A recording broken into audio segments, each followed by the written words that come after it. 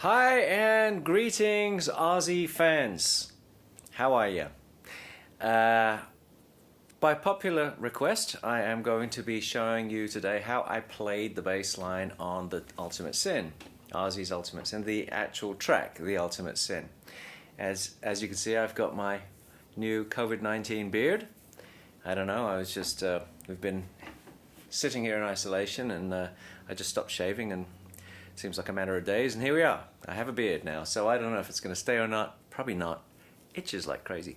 Anyway, first thing I have to tell you about, this is for educational purposes, I have to tell you about this track is that the entire bass was tuned down a half step to start with. So instead of being E, A, D, G, of course it was tuned to a D sharp, a G sharp, a C sharp and an F sharp. Just a half step down on each string. But on top of that, it was a drop D tuning. So this E string, that is now a D sharp, was actually lowered 2 semitones, a whole tone, which would bring it effectively to C sharp. But for the purposes of this video, I'm going to refer to it as if it was tuned to concert pitch. So we would be talking about a drop D tuning, okay? And the strings, of course, would be D, A, D, G. The first thing you notice is 2 Ds. Yes, they're an octave apart indeed. And what's really nice about this is that it inspires different types of fills because obviously you get used to playing a certain... Oh! That's my wrist. You get used to playing a certain way in certain patterns. And then all of a sudden when one of these strings is out, it inspires different kinds of sounds. So you know what I think I'll do is I think I'm going to just go ahead and play through the track and then I'll make some commentary afterwards. How about that? So, once again, Ozzy Osbourne, The Ultimate Sin, for educational purposes only, seeing as YouTube kindly pulled one of my videos off thinking that I was stealing the track or something. It was something I played on, so there you go. Educational. Here we go. The Ultimate Sin. Let's try this.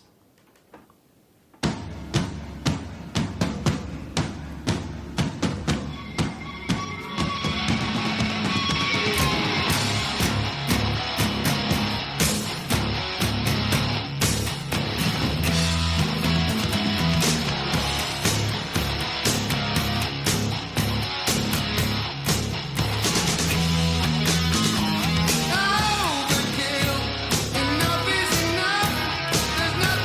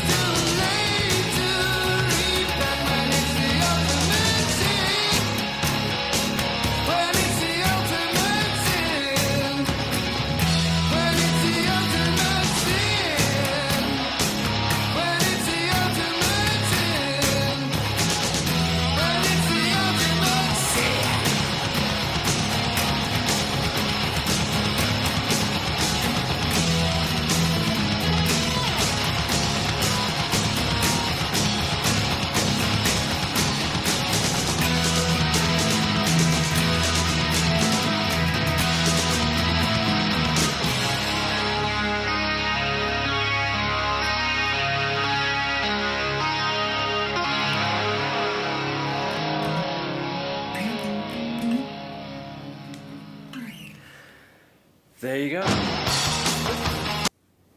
Stop that. Cheers to Picardy. The Picardy third for all of you classical music buffs out there, which is when you have a minor track and you end it on a major key. Anyway, so what do we have here? The first thing I want to show you is a technique that I think I sort of borrowed from John Paul Jones, where he very often plays octaves and they don't really sound like octaves. I'm doing it on the D string, so I'm playing like this. And I'm allowing the octave to ring very slightly. If you look at my right hand, it's just brushing onto the next string.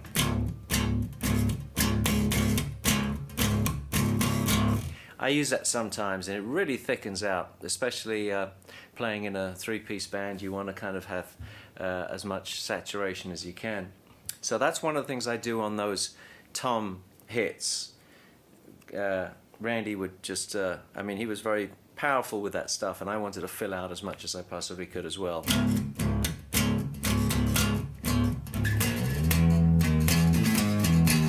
And once again, I use a lot of like double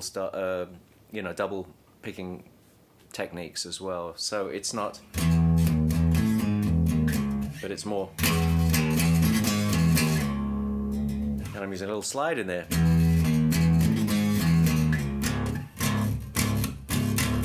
That's how I play the main part of the riff. And then we get to that very cool like tom fill that Randy did, and I would try to match it. I always try to match what's going on in the drums when the drummer starts playing some kind of signature tom fill of some sort. So I want to match it as best as possible. So the riff I was using was this. It's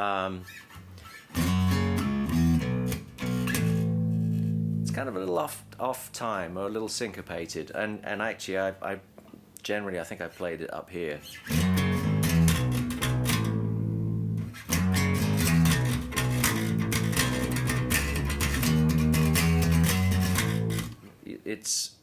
You get that really nice British sound if you play up high on the strings, but you can play it down here for clarity if you want.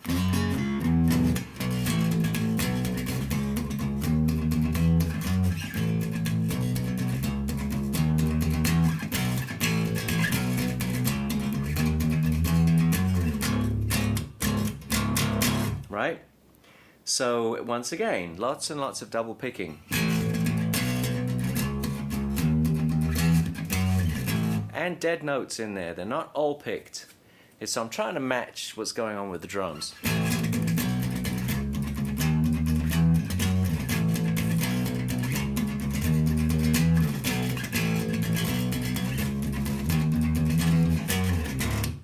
Right?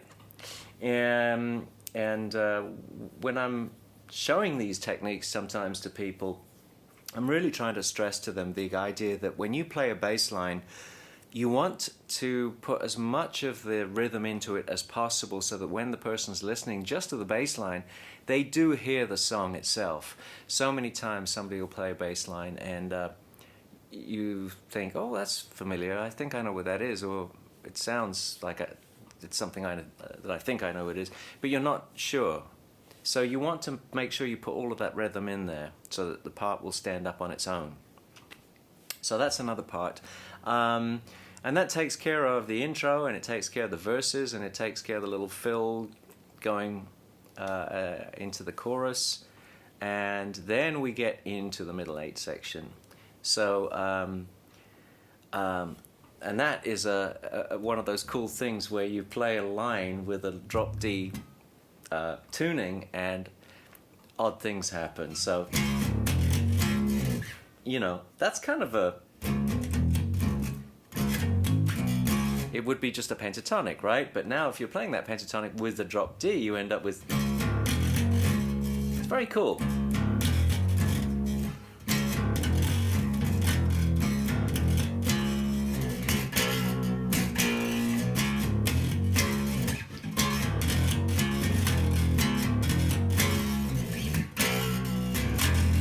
Right? And then you get into the solo.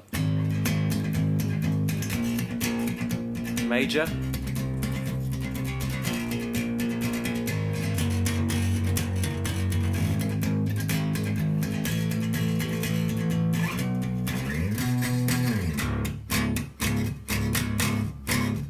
back to the intro, right? And then you have another verse, and you have another one of those.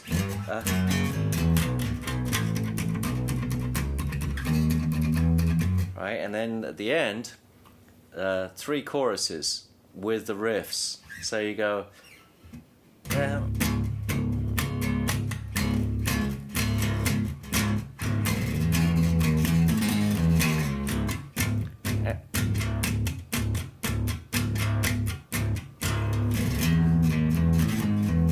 And then the drums doubled up.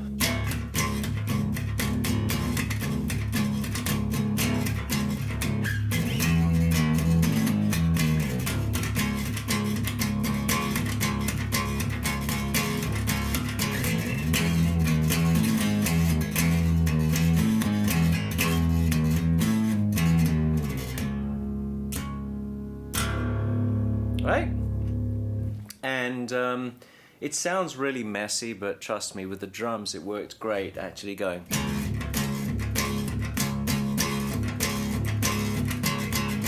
So I'm really kind of feeling those drums, but on its own it sounds.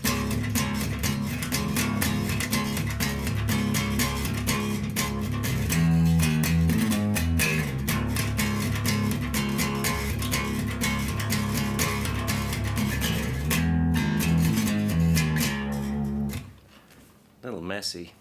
Hey, what do you want? It's been a while.